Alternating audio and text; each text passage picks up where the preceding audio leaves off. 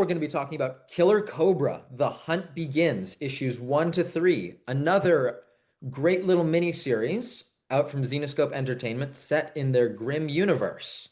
So, Ron, this is another Zenescope comic, also set within their Grimm Universe, which series writer Joe Brusha is the driving force behind. That's why characters from other Zenescope Grimm Universe books pop up. Mangoat, Bunnyman, and Vesper Agent of Shade are all prominent parts of Killer Kobra, The Hunt Begins. How familiar are you with the Grimm universe overall, these characters, and the world?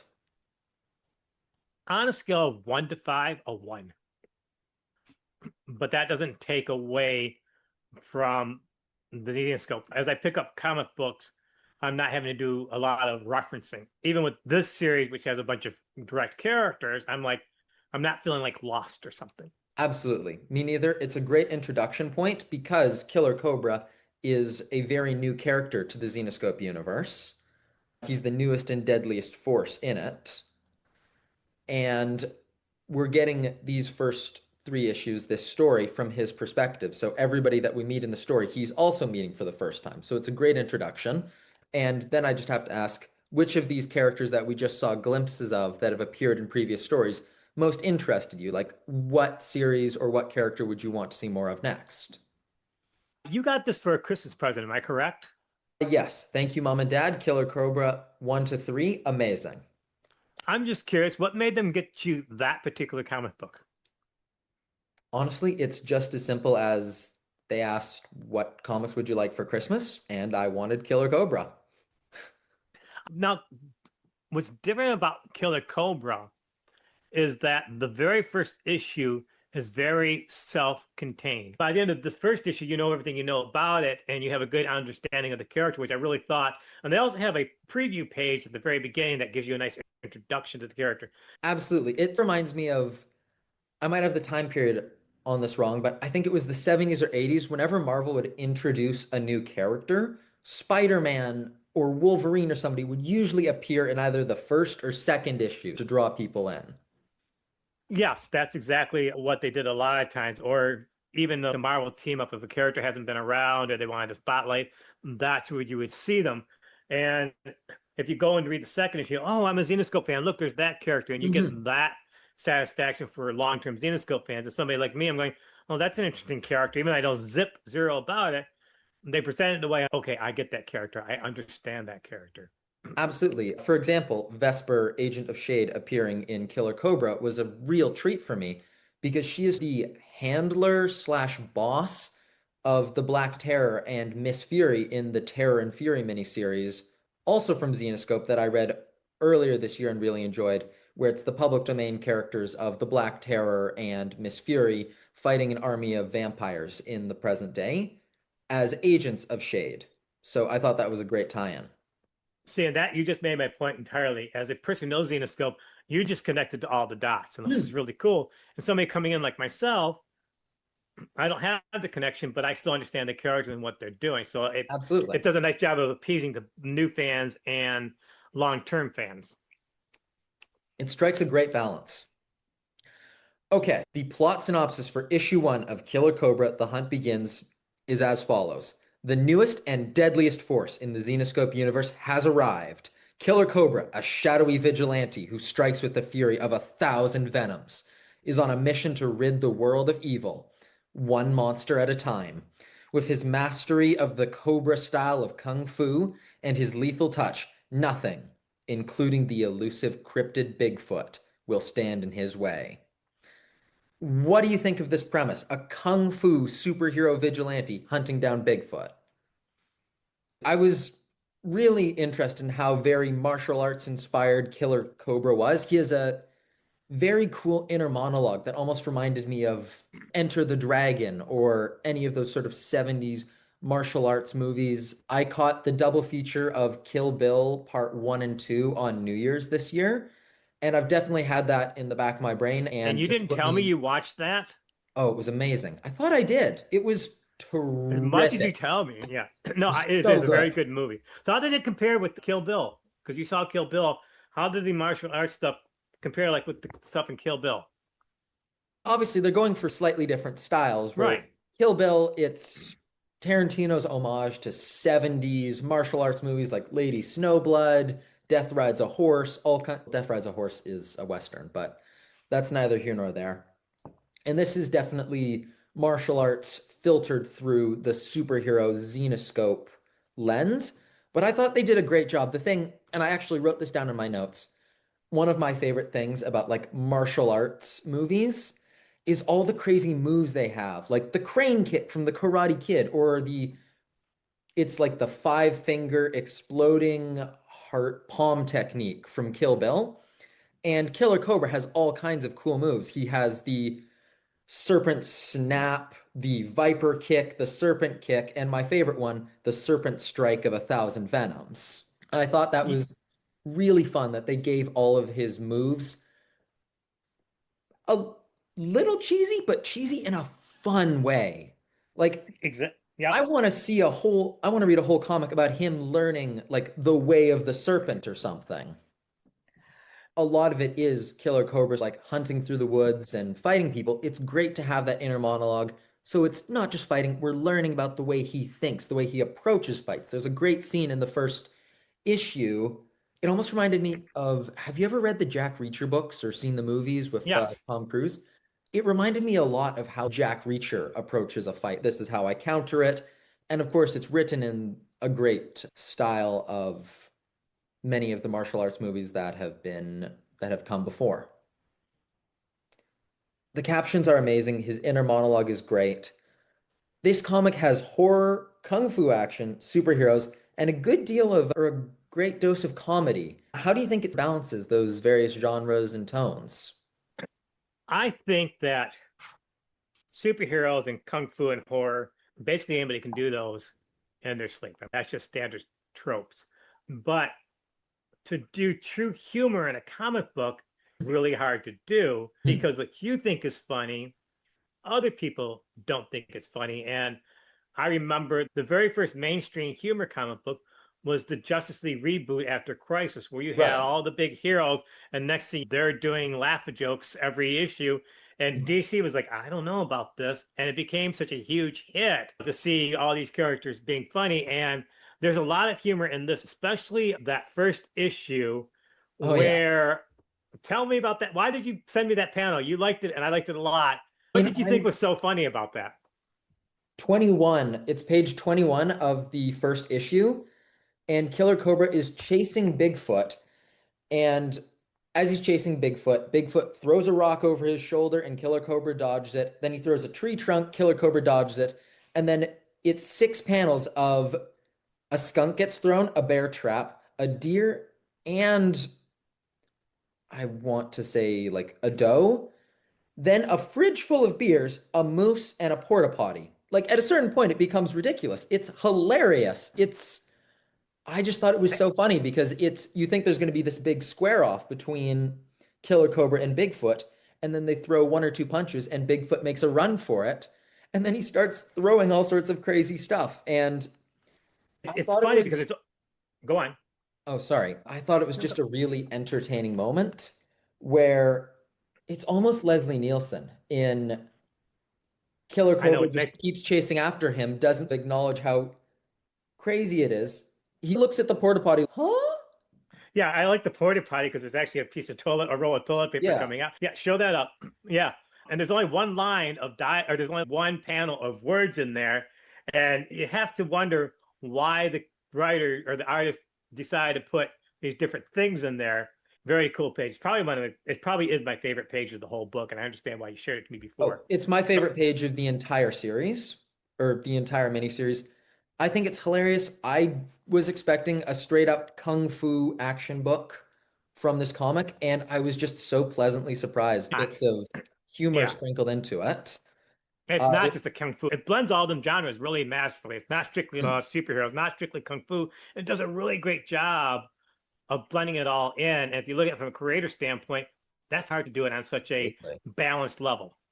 no, that's why I think a lot of people say most horror comedy movies are either horror or comedy. Like it's very hard to find one that blends both.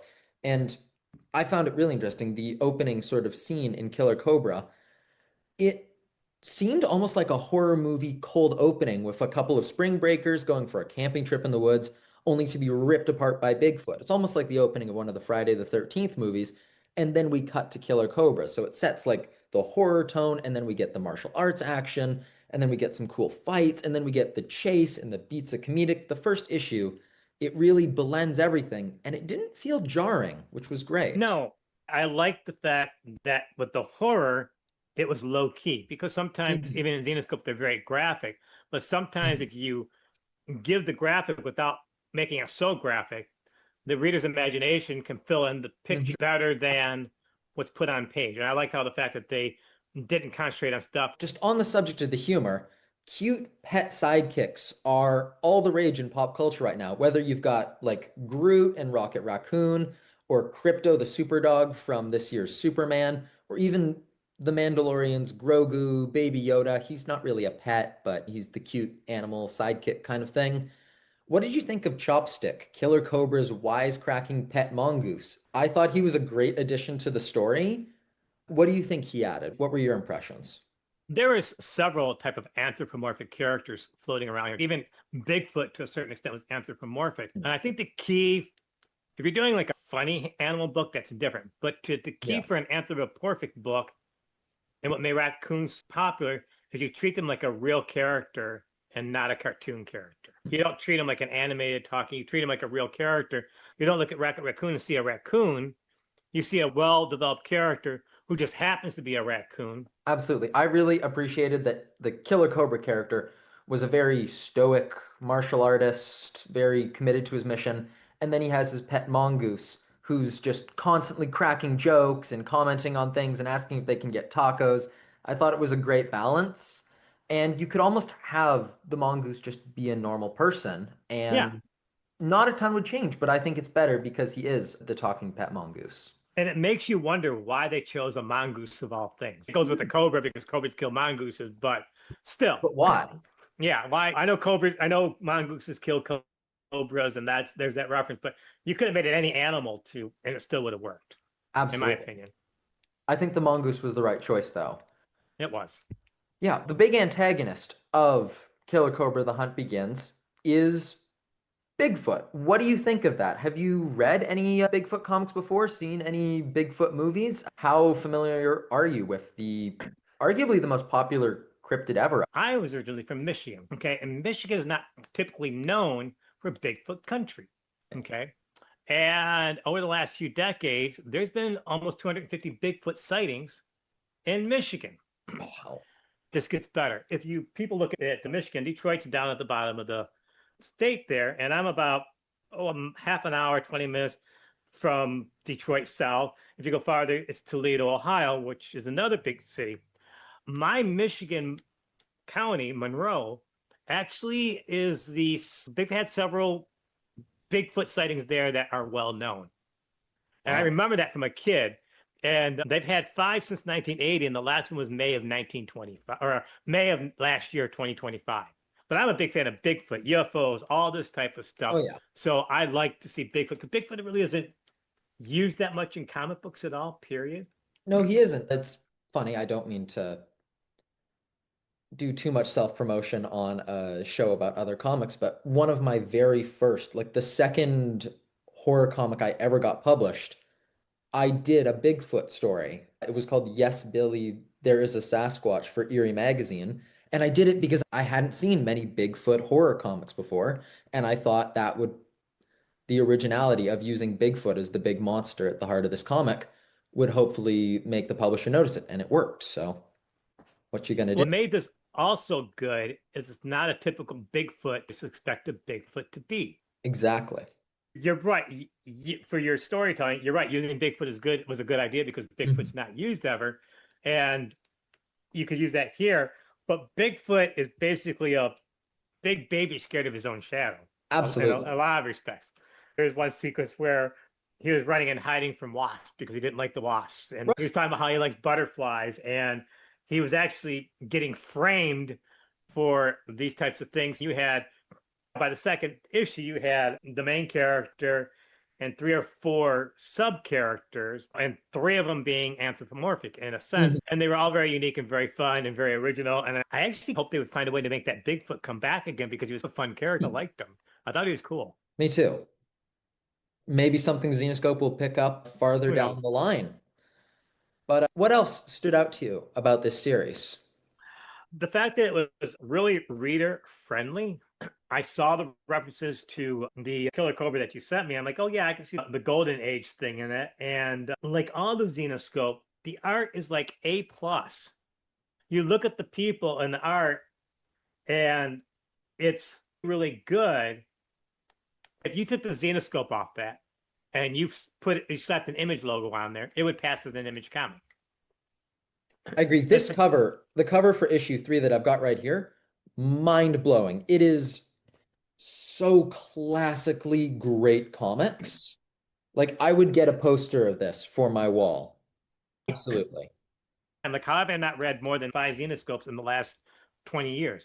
And the second issue, you introduce a lot of Zenescope and even reference to some miniseries. But as a new reader, you don't feel lost. You go, oh, this is interesting. I want to see more about this and see more about this.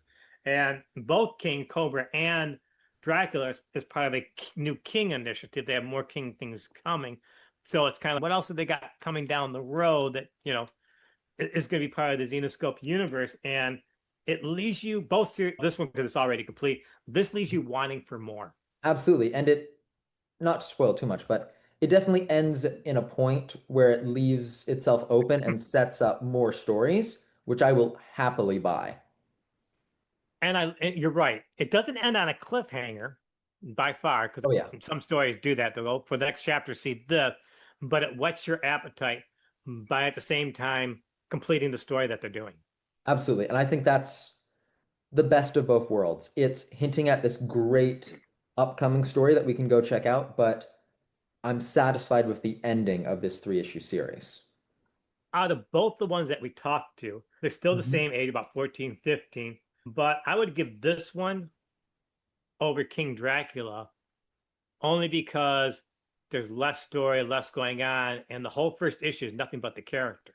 Mhm. So you And really get the also, character. also No, go this ahead. one's just more classic superhero. I think like a 13-year-old, the 13-year-old kid that is me would have picked up the one with the guy with the green flaming fists over Dracula. But then again, that's just me. I just think Killer Cobra is more accessible, is all. If Yeah. you're not big into horror comics, because not everybody is, it has some horror element, but it's more of a superhero thing, and it cleans it up, ends it all up, and you go, oh, that's it. It's only 3 issues. And I haven't seen anything else, and that came out sometime last year. I'm like, oh, I want more. It was a really good series. You did a good pick. Absolutely. If I had to like magical wish make the comic into reality, I would want to see Killer Cobra meet Terror and Fury, another Grimm title that's connected by Vesper Agent of Shade. Terror and Fury versus Killer Cobra, or Killer Cobra meets Terror and Fury. That would be a really great pairing that I'd be interested in reading. We want more, is the bottom line. But yeah, as we wind things down, how did you feel about today's show and how it went? It went better than I thought it would. Since I gave you the opportunity to edit and you declined, I will now be editing the out of myself as I do it. As a first time doing this, you did very well. You should be very proud of yourself. You picked some really good comic books. You did it very well. The point is to introduce fans to comic books that they don't normally read, whether it's Absolutely. old or new. But yes, if you haven't read Zenoscope, you really are missing out. You really should. It's a really great company. I loved it. I wholeheartedly agree. I cannot recommend King Dracula or Killer Cobra enough to anyone. And thank you again, Ron, for letting me host this show and pick the comics. I'm really glad we both got a chance to read them and talk about them. This has been a lot of fun. And thank you for doing this. This was great. You did a great job. Thank you. Of course. And you usually ask the same question at the end of the show, which is you get the last word. Any closing thoughts? No, I think I pretty much covered it. I just think Zenoscope is a hidden gem among the comic books. It's I agree. they it's just a really hidden gem that fans really should check out. They're putting out quality comic books that should be read and enjoyed by all people. Thank you. I agree. Thank you, everyone.